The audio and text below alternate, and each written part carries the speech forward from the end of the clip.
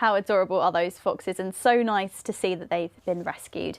Now, straight after Kent tonight, we've got a brand new episode of Kent Film Club where we look at the impact certain films have had on our guests' lives. Now, joining me now is the show's presenter, Deacy. Well, thank you for joining us. First of all, I wanted to start by talking to you about a new film that's come out. There's been some backlash from Disney fans because of an inappropriate scene in a 1994 film. The movie's called Blank Check. It's about an 11-year-old boy. He's given a blank check by a criminal, which he then uses to buy houses and limousine services. The plot's been slammed, though. It follows this 11-year-old boy pursuing a romantic relationship with a much older woman. You must have seen some of this backlash that's been happening this week. Yeah, and also when you consider the original Aladdin film, you know, the animated version from 1993. And, you know, I teach religious studies when I'm not here on this sofa.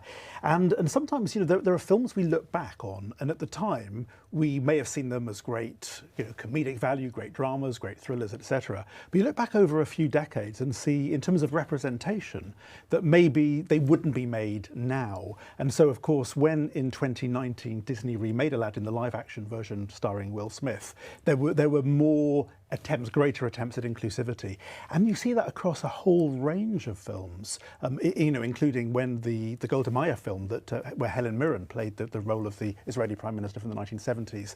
There was an issue then about whether it's okay for a non-Jewish actress to play a Jewish role. So these sort of issues are much more on the agenda, and often in a very good way. And you saw it with the Oompa Loompa, you know, the Hugh I was Grant just thinking about that one with Hugh Grant. Yeah. You know, and issues around dwarfism and whether the right actor is in the right role. And it made me think, when Nomadland won the Oscar for Best Picture just 3-4 years ago, then suddenly I think that changed the way we looked at films, because there was a new sort of representation. You had a Chinese director, Chloe Zhao, and also a sense that at the time, you know, no longer the sort of films that I grew up with. You know, there were lots of films in the 90s with often very white male, middle-class protagonists, the Harrison Fords, the Bill Murrays, the Michael Douglases, all brilliant actors in their roles. But those sort of films, which were very much part and parcel of the sort of film going that I was used to, In the Line of Fire, The Fugitive, Falling Down, Groundhog Day in the 90s, and not the sort of films that would or should be made now. So there is a sense that,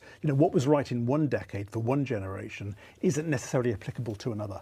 Well, as times change, things seem in society to become more or less acceptable, don't they? So do you think in say, 10, 20 years' time from now, things that we're doing now, things that are happening now in films will be shunned in years to come? Do you know, I was thinking about this because when Cate Blanchett was Oscar nominated just a year ago, you know, she's an Australian actress playing an American role. And often there's that whole thing about, you know, if you're a really good actor, then of course you need to immerse yourself in the role. You need to be able to have an accent. You know, you might be Australian, like Rachel Griffiths has played a Welsh character and so on. But I think that there is increasingly a sense of representation. So who knows in the future whether there will be a kind of response to those sort of films, you know, sort of saying, well, why not have a Welsh person playing a Welsh role? You know, if anybody made a film about me, not that that's very unlikely. Maybe you know, one day. Who would they get to play the role? You know, so there are all these sort of questions which we were not thinking about in decades ago. So when I've got my religious studies lecturing hat on, films like Aladdin, of course, we look at through a very different sort of lens, and you sort of see in the course of time that you know, what was once a case of, you know, this was right for that sort of audience, that sort of time,